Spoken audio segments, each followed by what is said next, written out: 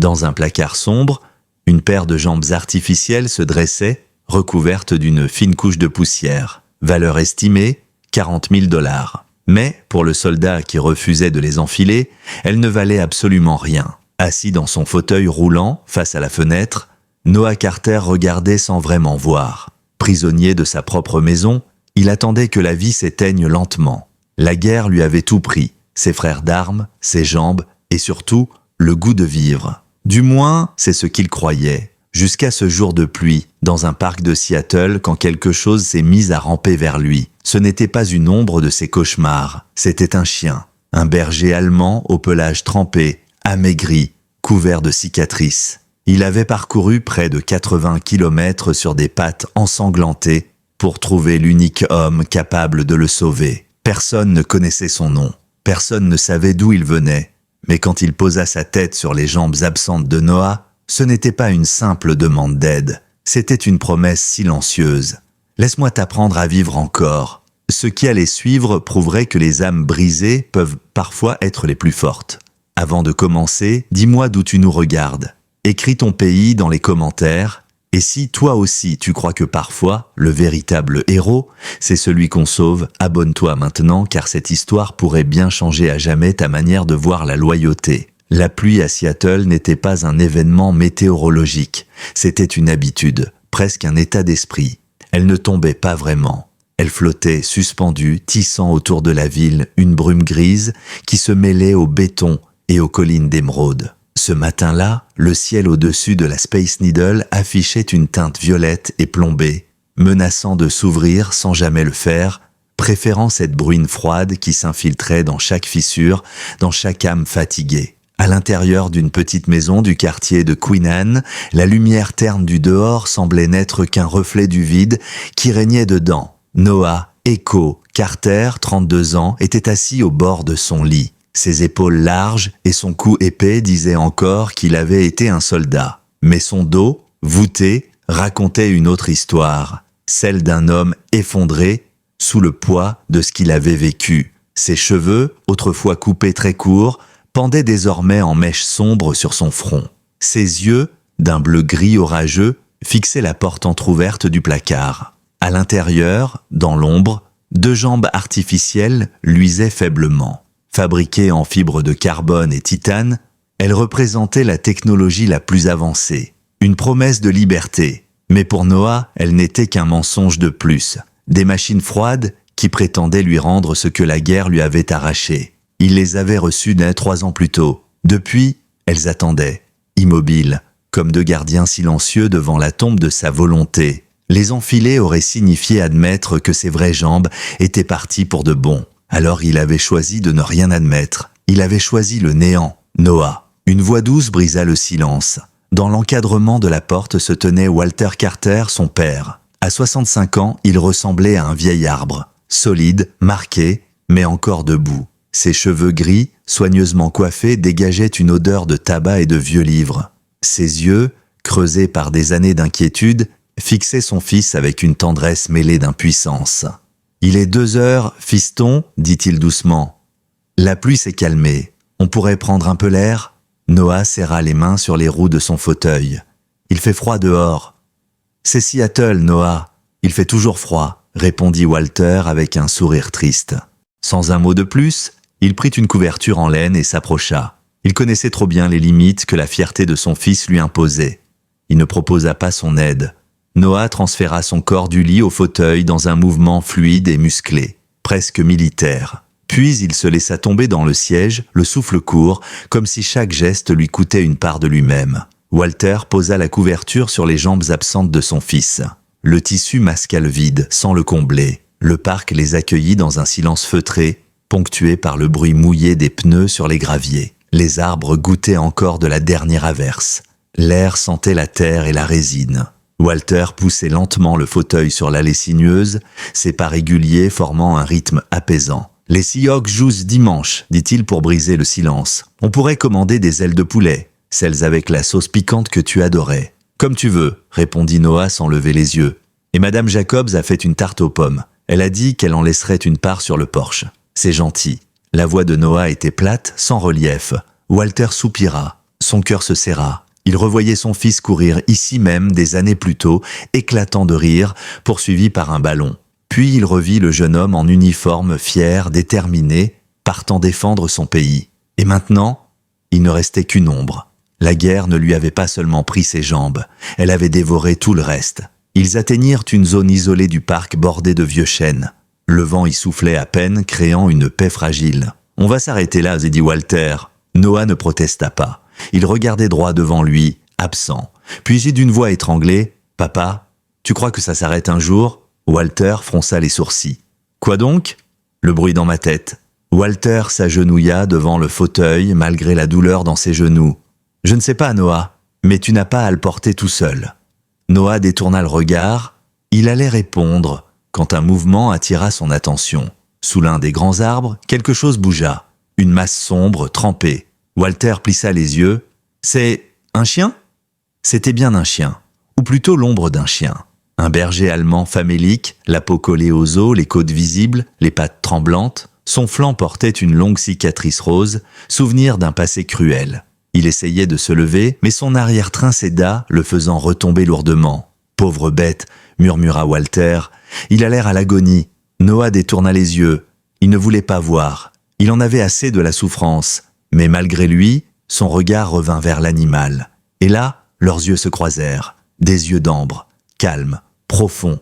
Et dans ce regard, Noah sentit quelque chose se fissurer. Ce n'était pas un simple chien. C'était une âme blessée, comme la sienne. Et dans un flash brutal, le passé revint. Le désert brûlant, le souffle de l'explosion, la poussière, le cri d'un chien qui meurt. Noah hurla. Il frappa les roues de son fauteuil, reculant en panique. « Non, éloignez-le, c'est un piège !»« Noah, c'est juste un chien !» cria Walter en tentant de stabiliser la chaise. Mais Noah ne voyait plus le parc. Il revivait l'enfer. Le sable rouge, les cris, le choc du métal. Il tremblait, les yeux fous, jusqu'à ce qu'un son étrange traverse le tumulte. Un léger bruissement, un froissement de feuilles, lent, mesuré. Le chien rampait. Il ne fuyait pas les cris.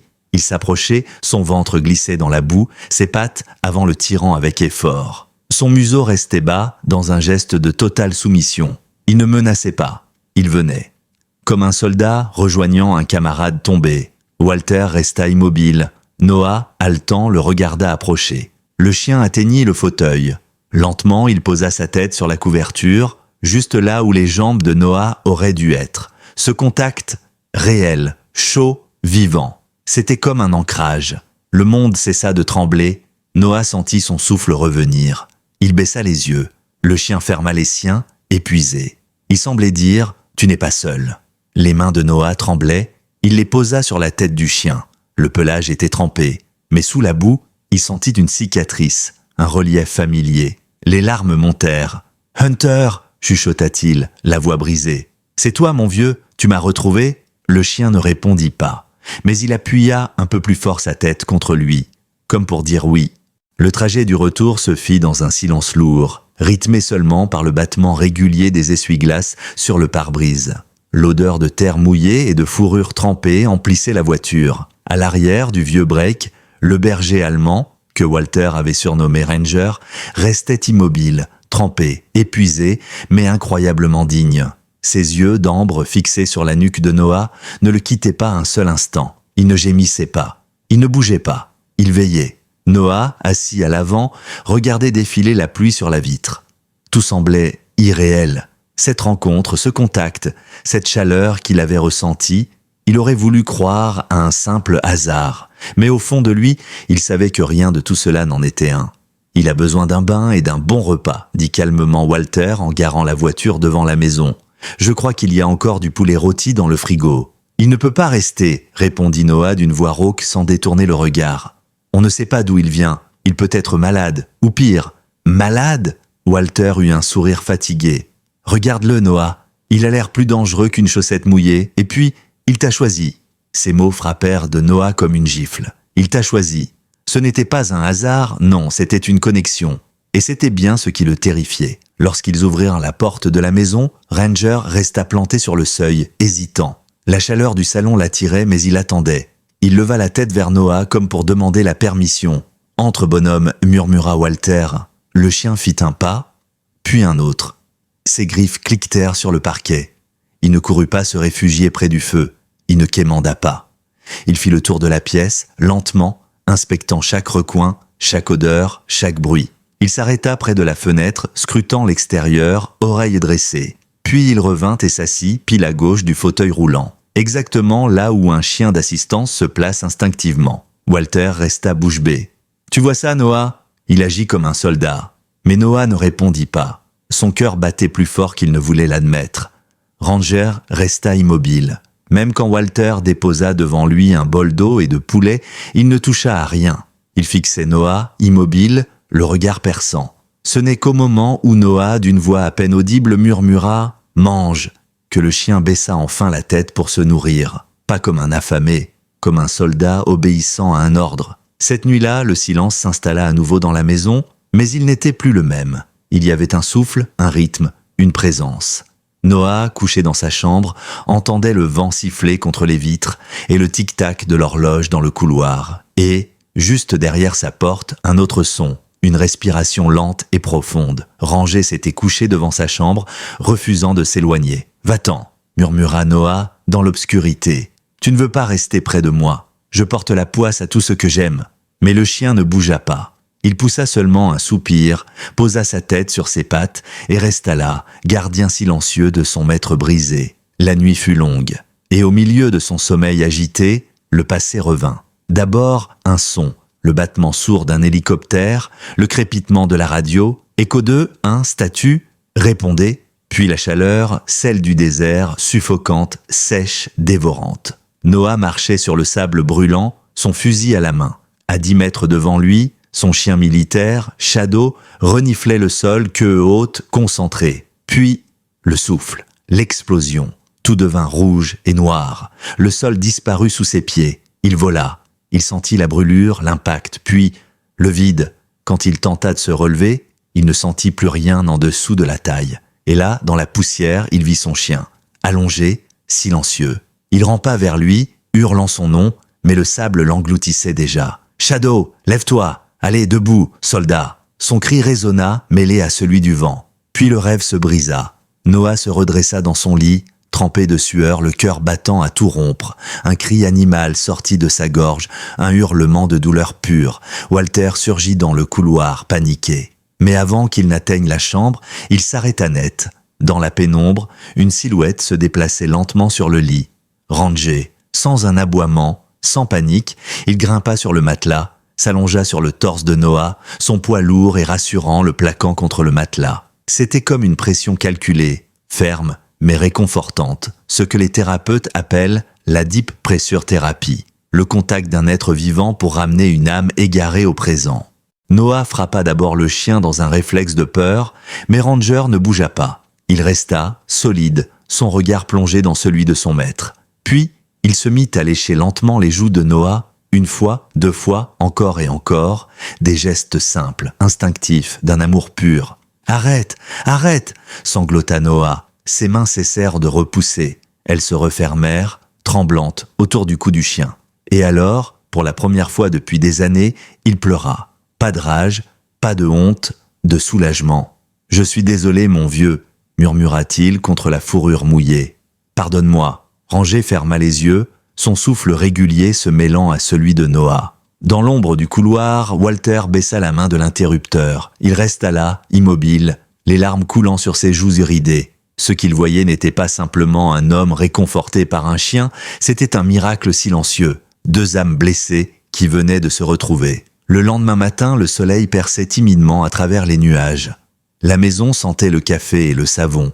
Dans la cuisine, Ranger était assis bien droit, observant Noah. Il avait pris un bain, non sans bataille, et son pelage propre révélait la musculature d'un chien entraîné. « Ce n'est pas un simple chien errant », remarqua Walter en préparant le café. « Regarde sa posture et cette cicatrice à l'épaule. »« Oui, il a connu des combats », répondit Noah en caressant distraitement la tête du berger allemand. « Il est trop discipliné pour être un chien de compagnie. » Walter hocha la tête. « On devrait l'emmener chez le vétérinaire, juste pour vérifier qu'il va bien. » Quelques heures plus tard, il franchissait la porte de la clinique vétérinaire de l'Émeraude, une petite bâtisse blanche à l'odeur de désinfectant. Noah détestait cet endroit à peine entré. La lumière crue, les bruits de gémissements, les regards curieux. Il roula son fauteuil jusqu'au coin le plus éloigné, tirant sa casquette bien bas. Ranger, lui, se tenait assis à gauche du fauteuil, calme, vigilant. Chaque bruit de porte, chaque miaulement, chaque pas dans le couloir déclenchait un mouvement de ses oreilles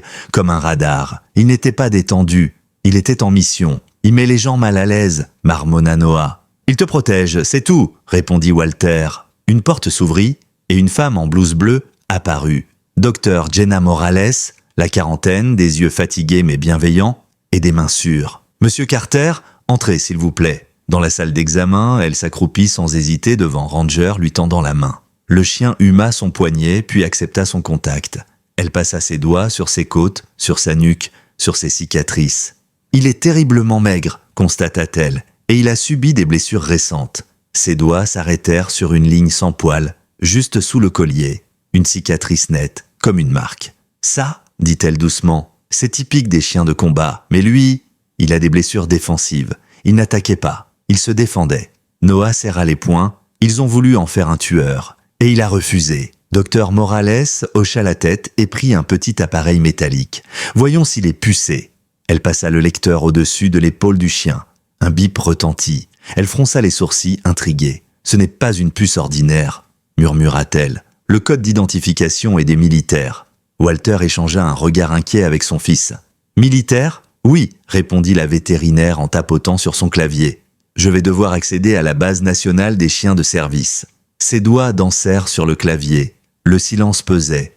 Puis un fichier apparut à l'écran. Jenna resta figée quelques secondes avant de murmurer « Eh bien, voilà qui explique tout. » Noah se pencha. « Qu'est-ce qu'il y a ? Ce chien n'est pas un inconnu, dit-elle. C'est un chien militaire, nom de code K9 Echo 7. Mais sur les rapports de terrain, son dresseur l'appelait Ranger. Il a été formé à la base navale de San Diego. » Noah se redressa brutalement. « San Diego, c'est là que j'ai été déployé. Il a été signalé volé il y a 6 mois, » poursuivit la vétérinaire. Un transport de chiens d'entraînement a été intercepté. Certains ont été vendus à des réseaux de combats illégaux. D'après le dossier, Ranger aurait réussi à s'échapper. Walter souffla abasourdi. Il aurait survécu, seul, il aurait fui. Marché des semaines, murmura Noah, le regard perdu sur le chien.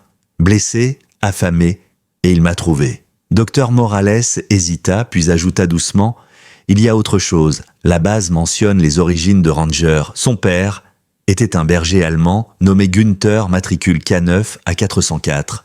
Son surnom de terrain était Shadow. » Le silence tomba. Le monde sembla s'arrêter. Noah sentit son cœur se briser et se reconstruire en une seule seconde. « Shadow !» souffla-t-il.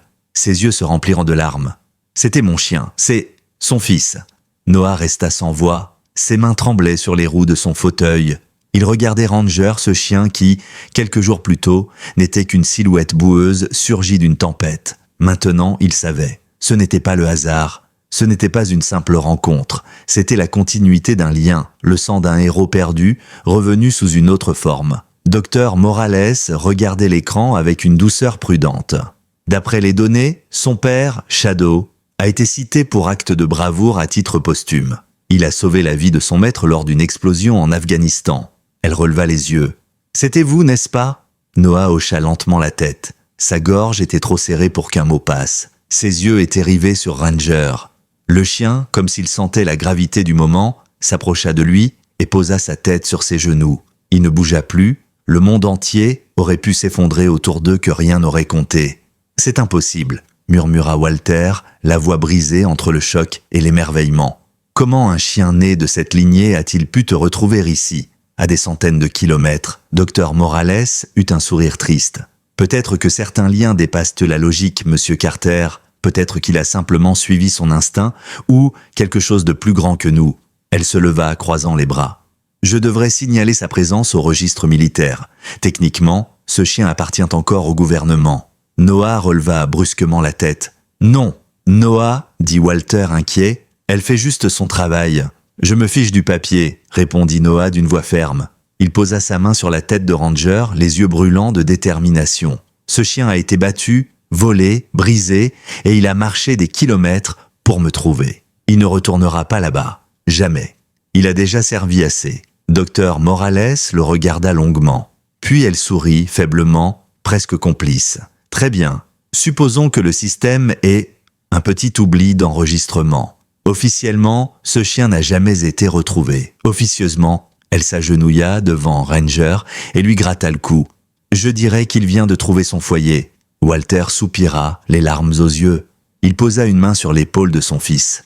Tu entends ça? Même le destin a signé les papiers. Le retour à la maison fut différent cette fois. L'air semblait plus léger, le ciel moins gris. Dans le salon, Ranger retrouva sa place, à gauche du fauteuil de Noah, mais cette fois, c'était autre chose, une alliance silencieuse. Les jours suivants, quelque chose changea imperceptiblement. D'abord, c'était dans le regard de Noah. Le vide s'effaçait, remplacé par une étincelle timide. Chaque matin, il descendait plus tôt, préparait la gamelle du chien, nettoyait ses pattes, le brossait. Puis il sortait dans le jardin, le fauteuil glissait sur l'herbe humide, et Ranger marchait à ses côtés, à la cadence parfaite. L'ancien soldat se redécouvrait d'un rôle, celui d'un maître, d'un partenaire, d'un chef d'équipe. Et plus il donnait des ordres, plus sa voix reprenait confiance. Assis, pas bouger, viens au pied. Chaque ordre était une victoire sur la torpeur. Chaque obéissance, un pas de plus vers la guérison. Walter observait discrètement depuis la fenêtre. Il n'osait pas interrompre cette renaissance. Son fils, autrefois enfermé dans un mutisme de pierre, parlait à nouveau. Pas à lui, pas encore, mais à travers Ranger, et c'était déjà un miracle. Un matin, Noah se regarda dans le miroir de la salle de bain. Sa barbe négligée avait envahi son visage. D'un geste décidé, il prit le rasoir. Le bruit du moteur électrique résonna comme une petite victoire. Quelques minutes plus tard, son reflet lui rendait un visage net, précis, plus vivant. Ses yeux n'étaient plus morts, ils étaient humains. Walter eut du mal à cacher son émotion lorsqu'il entra dans la cuisine. « Eh bien, dit-il avec un sourire tremblant, voilà un soldat qui a repris du service. Disons plutôt un instructeur en convalescence, » répondit Noah avec un demi-sourire. « Ranger m'a donné du travail, ce chien a besoin d'un entraînement. » Et il tint parole. L'après-midi même, il transforma le jardin en terrain d'entraînement improvisé, avec des cônes, des cordes et même une balle de tennis pour les exercices de récupération. Ranger répondait à chaque commande avec une précision militaire. Il se couchait, rampait, tournait, attendait. À chaque réussite, Noah lui offrait une friandise, mais surtout un regard fier. C'était presque une chorégraphie entre l'homme et le chien. Une conversation silencieuse faite de gestes, de respiration et de confiance. Depuis la cuisine, Walter observait cette scène en silence. Ses yeux s'embuèrent, il murmura à voix basse en regardant vers le ciel. « Tu vois, Mary, il revient. Notre garçon revient. » La routine s'installa. Doucement, méthodiquement. Noah reprit de la force. Ses épaules se redessinèrent. Ses bras, autrefois maigres, retrouvèrent leur puissance. Ranger ne le quittait jamais. Quand Noah roulait jusqu'au garage, le chien l'aidait à tirer de petits poids attachés à une corde.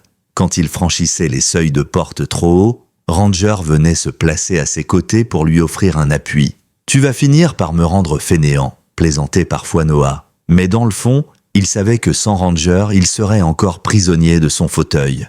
Et de lui-même. Walter, lui, osait de nouveau rêver. Un soir, il entra discrètement dans la chambre de son fils. Le placard était entrouvert. Et là, pour la première fois depuis 3 ans, la lumière tombait sur les jambes artificielles. Elles n'étaient plus couvertes de poussière. Elles avaient été nettoyées, alignées soigneusement, comme prêtes pour une inspection. Walter sentit son cœur se serrer. Il ne dit rien. Il savait que certaines batailles se gagnent en silence. Quelques jours plus tard, Noah appela son père dans le salon. « Papa, j'ai besoin de ton aide pour quelque chose. » Walter accourut aussitôt, inquiet. « Qu'est-ce qu'il y a ?» Noah désigna le placard ouvert. Les prothèses étaient là, prêtes. « Il est temps d'essayer. » Walter resta un moment figé. Puis il hocha simplement la tête, pas un mot, pas une larme, juste un signe d'assentiment. La mise en place fut longue, douloureuse. Les sangles mordaient la peau, les muscles protestaient, chaque pas semblait impossible. Ranger, assis à côté, suivait chaque geste avec une attention presque humaine. « Prêt ?» demanda Walter. « Non » répondit Noah avec un souffle tremblant. « Mais on y va quand même !» Il se redressa. Les jambes métalliques tremblaient. Les premières secondes furent un enfer. Le monde tanguait. La douleur était vive. Mais il ne tomba pas. Ranger se glissa à sa gauche comme par instinct, le museau frôlant la jambe artificielle, et ensemble ils firent un pas, puis un autre. Walter retint son souffle, le bruit sec des prothèses sur le sol résonna comme une marche militaire. Clac, clac, clac, chaque pas était une déclaration. Je suis vivant. Les jours qui suivirent furent une succession d'essais, de chutes et de petites victoires. Les prothèses étaient lourdes, rigides, parfois cruelles. Chaque matin, Noah se levait, s'attachait les sangles avec une précision de chirurgien, puis marchait quelques pas dans le couloir. Parfois, il tombait. Parfois, il parvenait à traverser la pièce entière avant de devoir s'asseoir, trempé de sueur, les muscles en feu. Mais à chaque fois, Ranger était là. Le berger allemand le suivait de près, ajustant son allure à celle de son maître. Quand Noah vacillait, le chien glissait son épaule contre sa jambe pour le stabiliser. Quand Noah tombait, Ranger posait doucement sa tête sur sa main, attendant qu'il reprenne son souffle. Il n'y avait ni pitié ni impatience, juste une présence constante, solide comme un roc. « Tu vas finir par mériter une médaille, mon vieux », murmurait souvent Noah, entre deux respirations haletantes. Petit à petit, la maison se remplit à nouveau de sons. Les pas métalliques sur le parquet, le cliquetis des griffes de Ranger, et parfois, quelque chose de plus rare, un rire, un vrai rire, celui d'un homme qui revenait à la vie.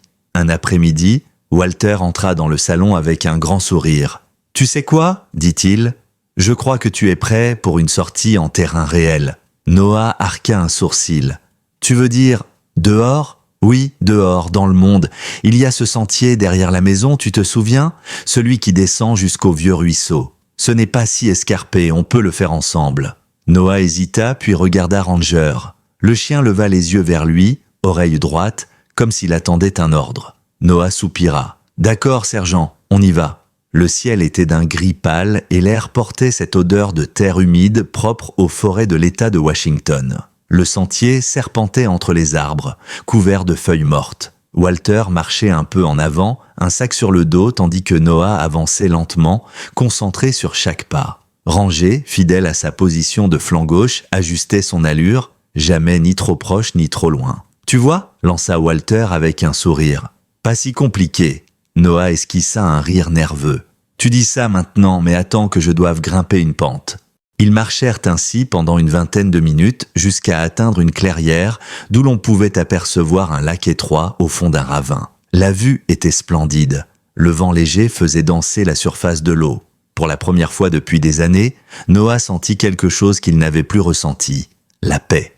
Mais la nature, parfois, teste ceux qui commencent à croire à nouveau. Alors qu'ils s'apprêtaient à faire demi-tour, le sol humide trahit leur confiance.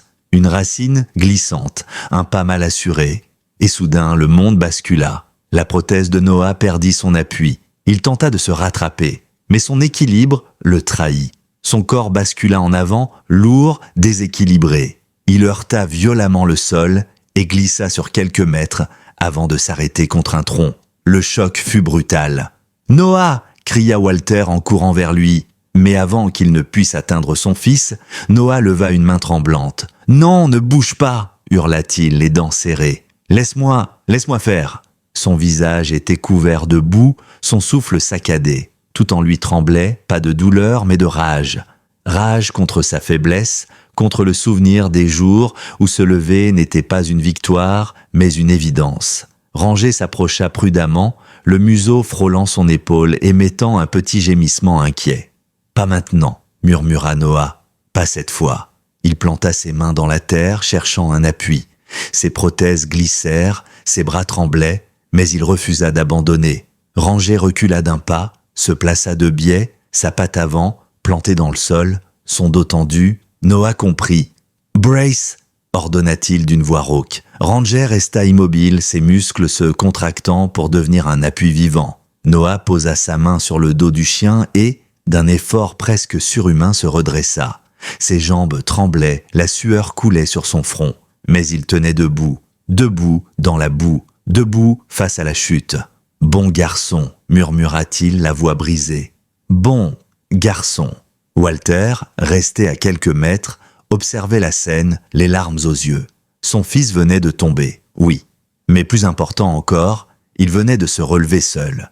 Et cette fois, il ne s'était pas relevé pour survivre. Il s'était relevé pour avancer. Lorsqu'ils rentrèrent ce soir-là, couverts de boue et de feuilles, la maison semblait presque trop propre pour les accueillir. Walter éclata de rire en voyant l'état de ses deux compagnons. « On dirait que vous avez gagné une bataille dans les tranchées », plaisanta-t-il. « Pas tout à fait », répondit Noah avec un sourire fatigué, « mais on a gagné du terrain. » Il regarda Ranger, toujours assis, encore couvert de terre. « On a besoin d'une douche, soldat ?» Cette nuit-là, Noah ne rêva pas d'explosion. Il rêva d'une marche, lente, difficile, mais pleine de lumière. Quelques jours plus tard, un colis inattendu arriva sur le porche, une boîte rectangulaire, lourde, scellée avec soin. L'expéditeur, domaine du sergent-major Henry Matthews. Noah fronça les sourcils. Ce nom résonnait dans un coin de sa mémoire. Matthews, son ancien instructeur à la base K9 de San Diego. Il coupa le ruban adhésif avec un couteau de poche. À l'intérieur, un vieux carnet de cuir usé, un jouet en corde rongée et une enveloppe blanche. Sur celle-ci, une inscription tremblée pour le caporal Noah Carter. À ouvrir quand vous serez prêt. Walter s'assit lentement à la table. « Tu veux que je sorte ? Non, reste. » Noah ouvrit l'enveloppe. L'écriture, maladroite mais ferme, appartenait à un homme vieillissant. « Noah, si tu lis ceci, c'est que j'ai déjà rejoint la meute de là-haut. Pas de drame, vieux. Je suis parti comme j'ai vécu, avec du whisky bon marché et des histoires de chiens héroïques dans la tête. Mais avant de tirer ma révérence, je devais t'avouer quelque chose. Ton partenaire, Shadow, était le meilleur chien que j'ai jamais entraîné. Trop intelligent, trop loyal pour ce monde. Avant que vous partiez en mission, j'ai enfreint une règle. Je l'ai fait reproduire. On n'a pas le droit, mais j'avais ce pressentiment que ni lui, ni toi ne reviendriez entiers. J'ai gardé un chiot, celui qui lui ressemblait le plus. Je l'ai nommé Ranger. J'ai voulu te l'envoyer quand il serait prêt, mais le transport a été attaqué. On les a perdus. Jusqu'à ce qu'on m'annonce qu'un berger allemand avait été aperçu errant au nord, blessé, refusant d'approcher quiconque. Alors j'ai su, il te cherchait. Shadow t'avait laissé une partie de lui, un guide pour te ramener à la surface. Prends soin de lui, Noah, et promets-moi une chose, ne le considère jamais comme un remplaçant. C'est ton nouveau coéquipier. Shadow t'a sauvé la vie. Ranger t'aidera à la vivre. La lettre se terminait sur quelques mots écrits d'une main tremblante. « Tenez bon, Marine, et marchez fier. Henri. » Noah resta immobile, la lettre tremblant entre ses doigts. Ranger posa sa tête sur ses genoux, comme s'il comprenait chaque mot. Walter, lui, avait les yeux pleins de larmes. « Ce n'était pas un hasard, dit-il d'une voix émue. C'était écrit. Ce chien, il était destiné à te retrouver. » Noah passa une main dans la fourrure du berger allemand, la gorge serrée. Il savait, Matthews savait que j'avais besoin de lui. Mais à cet instant précis, un grondement sourd retentit dehors. Le tonnerre. Puis la pluie. D'abord fine, puis violente. La maison trembla légèrement. La radio, sur le comptoir, grésilla avant d'annoncer d'une voix d'alerte « Avis de tempête extrême sur le comté de King. Risque de crue soudaine et de glissement de terrain. Restez à l'abri. » Walter se redressa, inquiet. Les collines derrière la maison, elles sont déjà saturées. Si la terre cède, on est sur la trajectoire. Noah replia la lettre et la glissa dans sa poche. Son regard se fit dur. Alors on se prépare. Rangez, avec moi. La tempête arriva sans prévenir. Pas une simple pluie, non, un mur d'eau, un déluge hurlant, comme si le ciel tout entier s'était ouvert. Le vent faisait trembler les vitres et gémir les murs. La maison, perchée sur une colline boisée, semblait soudain fragile, presque vulnérable. Noah, redevenu le soldat qu'il avait été, passa en mode mission. Il roulait dans chaque pièce, vérifiant fenêtres, portes, circuits électriques. Ranger le suivait, alerte, sa silhouette se découpant dans les éclairs qui illuminaient la maison. Walter, dans le garage, cherchait des planches pour renforcer les fenêtres. « On va sécuriser le côté nord, celui qui donne sur la pente », cria Noah pour couvrir le vacarme du vent. « Le sol est déjà détrempé, il faut empêcher l'eau d'entrer. » Walter acquiesça, essoufflé, son manteau trempé collant à ses épaules. La pluie fouettait les vitres comme des balles. 1 heure passa, puis 2. L'électricité vacilla, puis s'éteignit d'un seul coup. Un silence épais tomba, rompu seulement par le rugissement du vent. Walter, quelque part dans le couloir, jura à mi-voix « Génial, la coupure. Je vais vérifier le disjoncteur dans le garage. »« Non, attends !» cria Noah. « Il y a trop de boue, le sol doit être instable. » Mais son père avait déjà pris la lampe torche et disparu dans l'obscurité du couloir. Quelques secondes plus tard, un bruit effroyable secoua la maison. Un grondement venu du sol, lourd, profond. Puis un fracas. Le genre de son, qu'on ne peut confondre avec rien d'autre. La terre qui se déchire. Un glissement de terrain. La colline venait de céder. Noah sentit le plancher vibrer sous ses roues. La maison s'inclina légèrement. Des cadres tombèrent des murs. Rangé grogna, oreilles aplaties, le regard tourné vers la porte du garage. « Papa !» hurla Noah. Pas de réponse, il attrapa la lampe frontale posée sur la table et se dirigea vers la source du bruit. Rangé le précédait, son museau flairant l'air chargé de poussière. Lorsqu'ils atteignirent la porte du garage, une odeur de terre humide et d'essence leur sauta au visage. Le vent s'engouffrait à travers une fissure dans le mur, et là, en bas de l'escalier menant au sous-sol, un amas de débris, des planches, des caisses, et au milieu, un corps, papa. Noah lança la lampe dans l'escalier, se pencha, le cœur battant. Il distingua la silhouette inerte de Walter, étendue dans une flaque boueuse. Le mur du garage percé laissait couler un torrent d'eau et de terre. Le flot se déversait lentement dans le sous-sol. La panique serra la gorge de Noah. Son fauteuil ne passerait jamais dans cet escalier étroit. Rangé, lui, aboyait furieusement. La queue raide, prête à plonger. Noah prit une grande inspiration. Son regard balaya la scène. La situation était claire. S'il restait dans son fauteuil, il ne pourrait rien faire. Il devait descendre.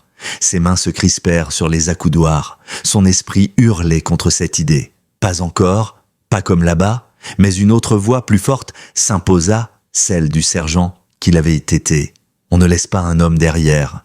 Il défit la sangle de sécurité, se pencha et roula au sol. L'impact fut rude. Le choc remonta le long de sa colonne, mais il serra les dents. Il rampa jusqu'à la première marche. Rangé descendit prudemment 2 marches, puis se retourna, les yeux fixés sur lui. « D'accord, mon gars », souffla Noah, la respiration courte. « On y va ensemble. » Il agrippa la rambarde de la main droite, la marche de la gauche et se laissa glisser. La boue rendait tout glissant. Une fois, il faillit basculer tête la première, mais Ranger, en dessous, recula d'un pas, bloquant sa chute de son dos musclé. Noah s'immobilisa quelques secondes, haletant. La chaleur du chien contre lui, son souffle fort, sa stabilité, tout ça lui donna la force de continuer. Marche après marche, centimètre après centimètre, ils descendirent. Arrivé en bas, Noah atterrit dans une eau glaciale jusqu'à la taille. La boue s'infiltrait partout. Rangé pataugeait déjà, cherchant son chemin jusqu'à Walter. Noah rampa à travers la pièce inondée, les bras tremblants, le souffle court. Il atteignit enfin son père, inconscient, le visage pâle, une jambe coincée sous une poutre. « Papa, réveille-toi » cria-t-il, sa voix brisée par le fracas de la pluie. Aucune réponse. Le niveau de l'eau montait rapidement. Noah tenta de soulever la poutre, mais sans ses jambes, la manœuvre était presque impossible. La panique monta, puis une idée, il posa sa main sur le flanc de Ranger. « Tire !» ordonna-t-il.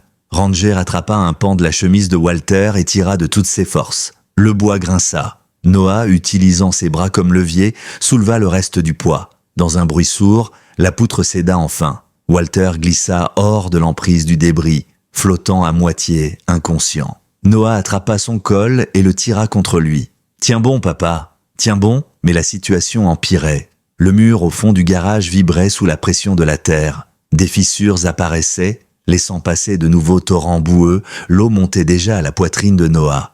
Il devait sortir de là, vite. Il leva les yeux vers la petite fenêtre de ventilation, à plus de 2 mètres du sol. Trop haut pour lui, mais peut-être pas pour Ranger. « Écoute-moi bien, soldat !» dit-il en fixant le chien dans les yeux. « Tu vas devoir monter là-haut. Trouve de l'aide. C'est un ordre. » Ranger recula d'un pas, aboya, refusant de comprendre. Il voulait rester. « Non, écoute !» Noah agrippa son collier, la voix tremblante. « Tu dois partir. Tu es notre seule chance. » Il se plaça sous la fenêtre, ses dents du mur, pour se maintenir à moitié debout, dans l'eau. Ranger, comprenant enfin, prit appui sur ses épaules. Les griffes déchirèrent le tissu de son sweat. Mais Noah tint bon. « Vas-y, monte !» Le chien bondit, atteignit la fenêtre, la heurta de sa tête. La grille céda avec un grincement métallique. Ranger disparut dans la nuit. Noah retomba dans la boue, épuisé, tenant toujours la tête de son père hors de l'eau. La maison tremblait, le plafond craquait. Chaque minute comptait. Dehors, la tempête faisait rage. Ranger courait à travers le déluge, les pattes s'enfonçant dans la boue, le vent hurlant dans ses oreilles. La rue principale était déserte, noyée sous la pluie. Les fils électriques crachaient des étincelles dans l'eau. Mais au loin, dans la brume, 2 phares, des lumières. Le chien accéléra, son corps hurlant de douleur, mais son esprit fixé sur une seule mission, sauver son maître. Il bondit devant le véhicule, aboyant à plein poumon. Le conducteur, un soldat de la garde nationale nommé sergent Harris, freina brusquement. La Jeep dérapa, s'immobilisant à quelques mètres du chien. « Qu'est-ce que » cria-t-il à son coéquipier. Le berger allemand aboyait, tournait sur lui-même, puis courait quelques mètres vers la colline avant de revenir. « Il veut qu'on le suive » dit Harris stupéfait. « Quoi ? C'est un chien, pas un guide. Fais-moi confiance, j'ai vu ce regard avant. Il sait quelque chose, suis-le. » La Jeep redémarra, les pneus éclaboussant la boue. Ranger courait devant, s'arrêtant régulièrement pour s'assurer qu'il le suivait. Chaque fois que la route devenait impraticable, il aboyait, impatient, comme un sergent criant des ordres à son escouade. Quelques minutes plus tard, ils atteignirent la maison, ou du moins ce qu'il en restait. La façade ouest s'était effondrée, la terre s'était abattue contre les murs du garage. Ranger fonça vers la fissure dans le sol, aboyant frénétiquement. « Là !» hurla Harris. « Il y a quelqu'un en dessous !» Les soldats sortirent leurs outils, plantèrent des lampes dans la boue. Le bruit d'une tronçonneuse se fit entendre. La fumée et la poussière se mêlaient à la pluie.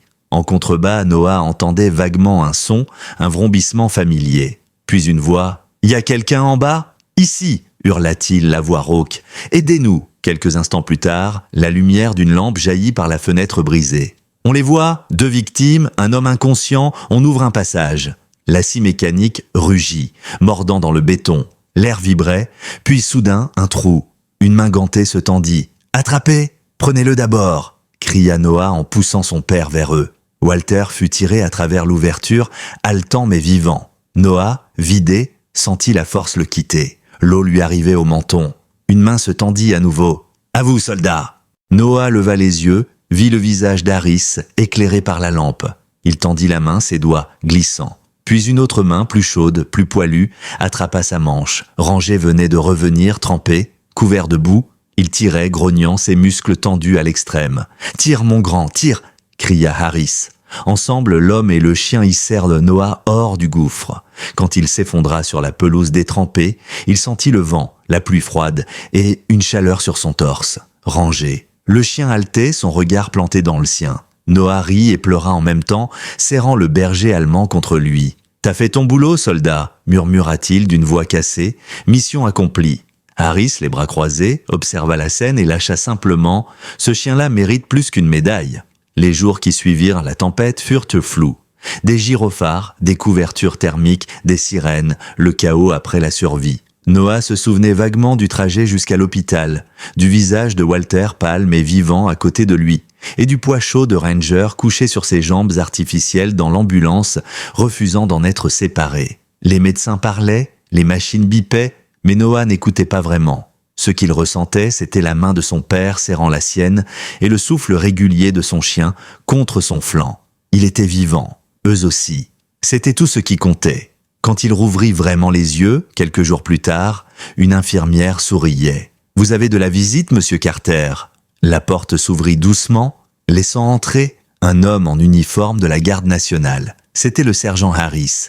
Il tenait un dossier sous le bras et dans l'autre main, un collier avec une plaque militaire usée. « On a trouvé ça près du garage, dit-il. Ça appartenait à votre chien. » Noah prit la plaque entre ses doigts. Elle portait un nom gravé à moitié effacé. Ranger, K9, Echo 7. Le métal était froid, mais à son contact, une chaleur étrange lui monta au cœur. « Merci, sergent, » dit-il d'une voix rauque. Harris hocha la tête. « Ce chien est une légende. Sans lui, vous et votre père ne seriez plus là. Le commandement a été informé. Il sera décoré. Vous aussi. » Noah leva un sourcil incrédule. « Décoré ? Moi ? Oui ?» Harris esquissa un sourire. « Le courage ne se mesure pas à la vitesse de vos jambes, Carter, mais à ce que vous faites quand tout s'effondre. » Ranger, couché à côté du lit, leva les yeux à ce moment précis, comme s'il avait compris chaque mot. Harris s'accroupit, lui caressa la tête. « Toi aussi, soldat, t'as rappelé à tout le monde ce que veut dire ne jamais abandonner. » Une semaine plus tard, une cérémonie fut organisée à la base militaire de Tacoma. Rien de grandiose, juste un rassemblement sobre mais chargé d'émotions. Une petite estrade, des drapeaux, des visages graves. Noah, debout sur ses prothèses, portait un uniforme repassé, légèrement trop large pour ses épaules amaigries. Ranger se tenait à sa gauche, muselé pour la forme, le regard droit devant lui. Lorsque le général s'avança, un silence respectueux tomba sur l'assemblée. « Caporal Noah Carter » commença-t-il d'une voix grave. « Pour votre bravoure, votre résilience et votre esprit de corps, malgré des blessures qui auraient détruit bien des hommes, vous êtes aujourd'hui cité à l'ordre de la nation. Et à vos côtés, pour avoir risqué sa vie pour sauver la vôtre et celle de votre père, le sergent K9, Ranger, reçoit la médaille du mérite canin. Un murmure parcourut les soldats. Le général se pencha, attacha la médaille autour du cou du chien, puis tendit la main à Noah. « Vous savez, Carter, j'ai vu des hommes revenir brisés de guerre, mais j'en ai rarement vu renaître. Vous avez prouvé que le courage n'a rien à voir avec le corps. Il vient d'ici. » Il posa une main sur la poitrine de Noah. L'ancien soldat hocha la tête, les yeux humides. « Merci, mon général. Mais avec tout le respect que je vous dois, cette médaille, elle ne m'appartient pas. » Le général fronça les sourcils.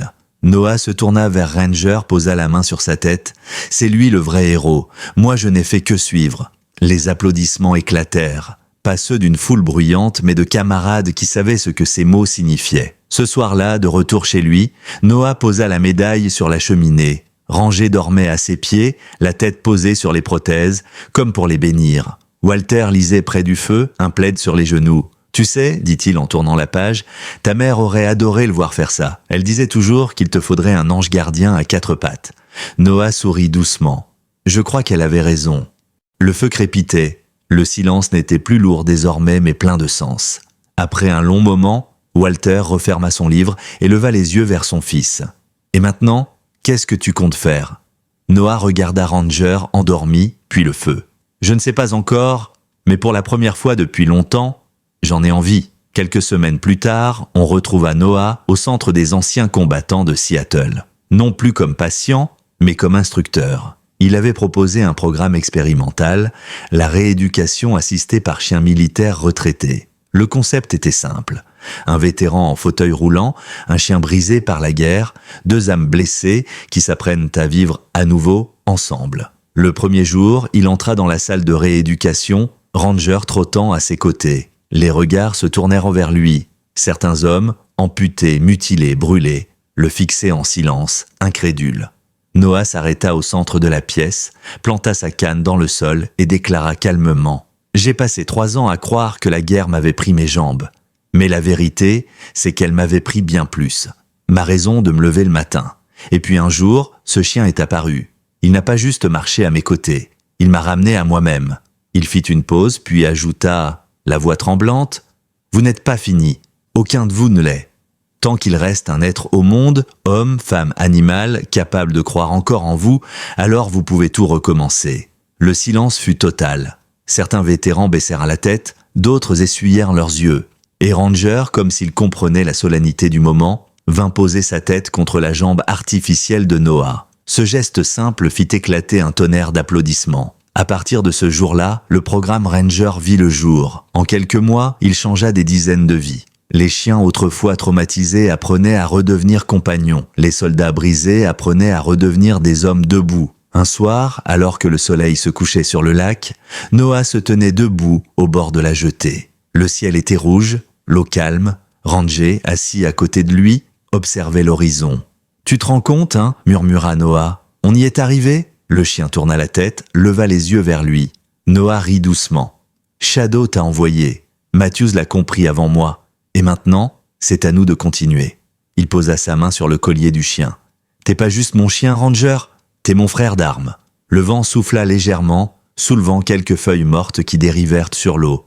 Et dans ce moment suspendu, tout semblait à sa place. L'homme, le chien, la paix retrouvée. Mais quelque part, loin au sud, un dossier scellé changeait de main. Une lettre tamponnée confidentielle, département de la Défense, portait un nom, Ranger K9 Echo 7. Et sous la mention « Statut inactif », quelqu'un venait d'écrire à la main « Localisé, réintégration recommandée ». Le matin était calme, trop calme. Dans le centre de rééducation, les vétérans travaillaient en silence, concentrés sur leurs exercices. Les chiens, eux, semblaient étrangement nerveux. Ranger, habituellement serein, tournait en rond près de la fenêtre, oreilles tendues. Noah, à l'autre bout de la pièce, levait parfois les yeux de son dossier, intrigué par ce comportement inhabituel. « Qu'est-ce que t'as, mon vieux ?» demanda-t-il doucement. Ranger aboya une fois, court et sec, avant de retourner vers la porte d'entrée. Quelques minutes plus tard, le bruit d'un moteur se fit entendre, puis 2 véhicules noirs se garèrent devant le centre. des silhouettes descendirent en uniforme. 3 hommes, des agents. Noah sentit une pointe glaciale lui traverser le ventre. Il savait ce genre d'arrivée. Ce n'était pas une visite de courtoisie. La porte s'ouvrit, laissant entrer un homme en costume sombre. Grand, froid, les cheveux impeccablement peignés. Son badge brillait à la lumière du matin. Département de la Défense, unité K, 9 opérations spéciales. « Caporal Carter » dit-il d'une voix neutre. Noah s'avança lentement, Ranger à ses côtés. « Oui, c'est moi. » L'homme hocha la tête sans sourire. « Agent Miller, je représente la division qui supervise les chiens de service militaire. Nous avons un dossier concernant un certain K9 Ecosept, alias Ranger. » Noah sentit ses mâchoires se contracter. « Je vois. Et que dit votre dossier ?» Miller sortit une tablette, la fit défiler. « Que cet animal est propriété fédérale, toujours enregistré comme actif au sein du programme de déploiement. Il a été considéré comme disparu en mission, puis retrouvé illégalement hors des protocoles. »« Illégalement ?» répéta Noah, incrédule. « Oui, en clair, il doit être restitué. » Le silence qui suivit était lourd, presque étouffant. Dans la pièce, les vétérans avaient cessé leurs exercices. Tous les regards étaient tournés vers eux. Ranger, lui, s'était placé légèrement devant Noah, entre lui et l'agent. Les crocs dissimulés, mais la tension palpable. « Avec tout le respect que je vous dois, agent, » dit Noah d'une voix lente, contenue, « ce chien n'appartient à personne. Il a été volé, torturé, abandonné. Il m'a sauvé la vie et celle de mon père. Vous voulez me dire qu'après tout ça, il est censé retourner en cage ?» Miller resta impassible. « Ce n'est pas une question d'émotion, monsieur. C'est une question de procédure. Le chien a été entraîné pour le combat. Il détient des schémas comportementaux qui, selon nos protocoles, le rendent inadapté à la vie civile. » Noah eut un petit rire amer. « Inadapté ? Vous devriez venir le voir aider un vétéran amputé à se relever. Vous verrez à quel point il est inadapté. » Les agents échangèrent un regard. Miller soupira. « Je comprends votre attachement, caporal. Mais les ordres sont clairs. Nous venons récupérer l'animal. » Ranger grogna. Faiblement d'abord, puis plus fort quand l'un des hommes fit un pas. Noah leva immédiatement la main. « Pas un pas de plus. Vous le touchez, il vous mord. Et il aura raison. Caporal Carter, ne nous forcez pas à... » « À quoi ? À reprendre un héros comme un vulgaire équipement militaire ? À arracher le seul être qui m'est ramené à la vie ?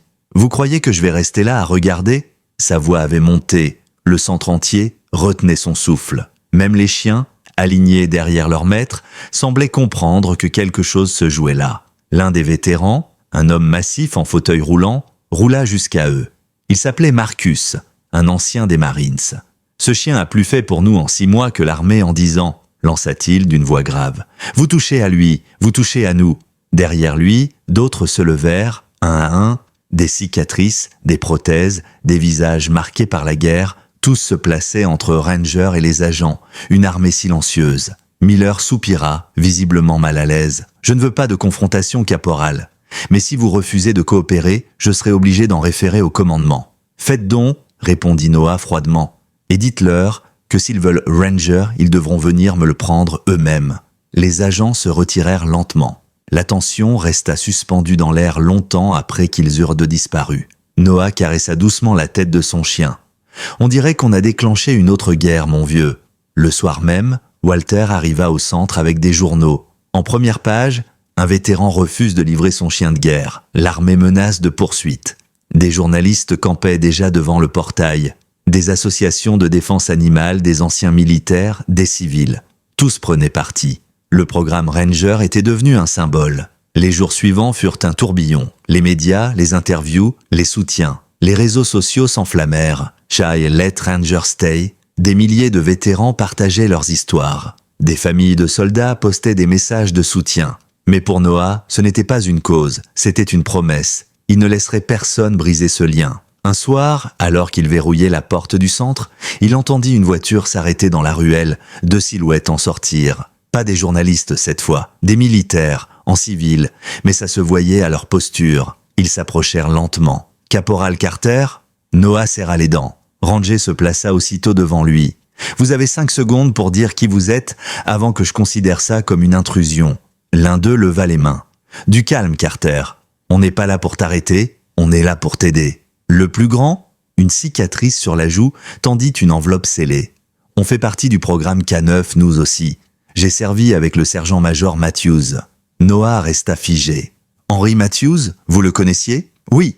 Et avant de mourir, il a laissé des directives. Il savait que si Ranger retrouvait sa trace, le département viendrait le reprendre. Il nous a demandé de te remettre ça si jamais ça arrivait.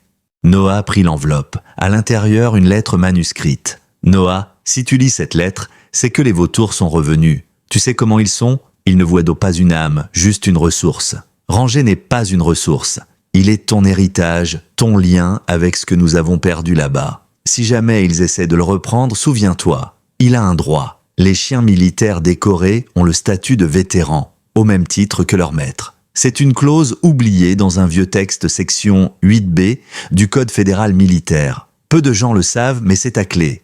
Ne te bats pas avec les poings, Noah. Bats-toi avec les mots. Et gagne cette guerre pour tous ceux qui n'ont pas pu la gagner. Matthews.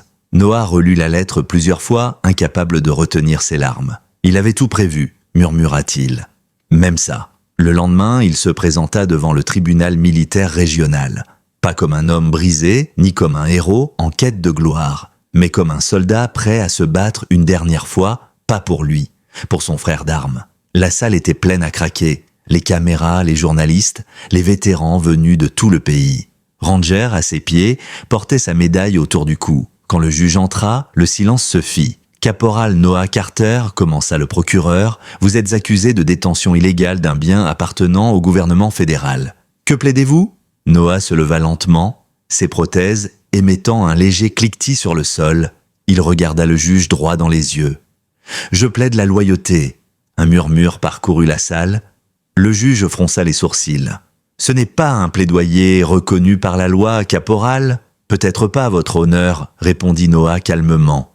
Mais c'est le seul qui ait encore du sens pour ceux qui ont tout donné. Ce chien n'est pas un bien, c'est un vétéran. Il a servi ce pays. Il a saigné pour lui, et il mérite la même reconnaissance que n'importe quel soldat. La salle explosa d'applaudissements. Le juge frappa son marteau pour rétablir le calme, mais un sourire discret passa sur son visage. La salle d'audience vibrait d'une tension presque religieuse. Le juge, un homme au visage buriné par les années de service, observait Noah sans un mot. Devant lui, des représentants du département de la Défense impassibles. Derrière, des rangées entières de vétérans, de civils, de journalistes et même d'enfants brandissant des pancartes où l'on pouvait lire « Ranger n'est pas une machine ». Noah inspira profondément. Son uniforme bleu marine, impeccable, contrastait avec les cicatrices visibles sur ses mains. Il ne tremblait pas. Ranger, assis à sa gauche, la tête haute, semblait comprendre qu'il se jouait là quelque chose de bien plus grand qu'un simple verdict. « Monsieur Carter, dit le juge d'une voix posée, vous affirmez que le chien que le gouvernement considère comme un bien matériel devrait être reconnu comme un vétéran. Sur quoi fondez-vous votre demande ?» Noah sortit lentement une feuille froissée de sa poche. C'était la lettre du sergent-major Matthews. Sur la loi, monsieur le juge, et sur la promesse d'un homme qui a donné sa vie pour servir. Il la posa sur la table. Le Code militaire fédéral, section 8B, stipule que tout animal décoré pour acte de bravoure en service actif obtient un statut de vétéran honorifique. Cette clause a été oubliée, ignorée, mais elle existe, et Ranger y a droit. Un murmure parcourut la salle. Le procureur se pencha vers ses collègues, visiblement pris de court. Le juge prit le papier, le lut longuement, puis releva les yeux. « Avez-vous des témoins pour appuyer votre demande, caporal ?» Noah hocha la tête. « Oui, votre honneur. J'appelle à la barre Dr Morales, vétérinaire en chef du centre de rééducation de Seattle. » L'ancienne médecin militaire s'avança, droite, professionnelle. « Dr Morales, pouvez-vous décrire à la cour ce que vous avez observé chez Ranger depuis son arrivée ?» Elle posa les mains sur la rambarde. « J'ai vu un animal traumatisé par la guerre, un survivant. Mais j'ai aussi vu un soignant. Ce chien a aidé des dizaines de vétérans à reprendre goût à la vie. Il détecte les crises de stress post-traumatique avant même qu'elles ne se déclenchent. Il agit avec une intelligence émotionnelle qu'aucune machine, aucun médicament ne pourra jamais reproduire. Et il le fait sans qu'on le lui ordonne. » Le juge hocha lentement la tête. « En somme, vous dites qu'il agit comme un soignant. »« Non, monsieur le juge, répondit-elle calmement. Je dis qu'il agit comme un frère d'armes. » Dans le public, un murmure d'approbation parcourut les rangées. Le juge fit signe à Noah. « D'autres témoins ? » « Oui, mon père, Walter Carter. » Walter se leva péniblement, appuyé sur sa canne. Sa voix tremblait un peu, mais son regard était clair. J'ai vu mon fils mourir 2 fois, votre honneur. La première, sur un champ de bataille à des milliers de kilomètres. La seconde, dans notre salon, quand il a décidé qu'il n'avait plus de raison de vivre. Et puis un jour, ce chien est arrivé, il l'a ramené, pas seulement à la marche, à la vie. Vous voulez me parler de propriété, monsieur? Ce chien n'appartient à personne. Il appartient à l'espoir. Un silence profond tomba. Le juge se frotta la barbe, visiblement ému. Le procureur se leva, mal à l'aise. Votre honneur, tout cela est très touchant. Mais la loi reste la loi. Cet animal a été formé par l'armée, financé par les contribuables, et Noah le coupa d'une voix ferme. Et il a versé son sang pour ce pays, tout comme moi. Alors si vous pensez qu'un animal capable de mourir au combat n'a pas le droit d'être libre, alors peut-être que c'est la loi qu'il faut juger ici. Un tonnerre d'applaudissements éclata, incontrôlable cette fois. Le juge frappa son marteau 3 fois. Silence dans la salle, puis après un long moment, il se pencha vers le micro. « Caporal Carter, je n'ai pas souvent l'occasion de voir un dossier comme celui-ci. Vous avez raison, la loi est la loi, mais parfois la loi oublie le cœur. » Il marqua une pause, son regard passant de Noah à Ranger. Après examen des preuves et témoignages, la cour reconnaît Ranger, K9 et Cossette comme vétéran de guerre honorifique, bénéficiaire du droit à une vie civile sous la garde permanente du caporal Noah Carter. Le silence d'une seconde se transforma en une explosion de cris, d'applaudissements, de larmes. Noah resta figé, incapable de bouger. Il se tourna vers son père, vers Morales, puis vers Ranger. Le chien aboya une fois comme s'il saluait la victoire. Le juge frappa une dernière fois de son marteau. Et que cela soit consigné dans le registre militaire, pour que plus jamais un héros ne soit traité comme un objet. Les caméras se braquèrent sur Noah. Des journalistes criaient son nom, mais ils n'entendaient plus rien. Tout ce qu'ils voyaient, c'était Ranger debout à ses côtés, la médaille scintillant sous la lumière. Il posa la main sur sa tête. « On l'a fait, mon frère. On est enfin libre. » Quelques mois plus tard, le centre avait changé de nom. On l'appelait désormais The Ranger Legacy Center.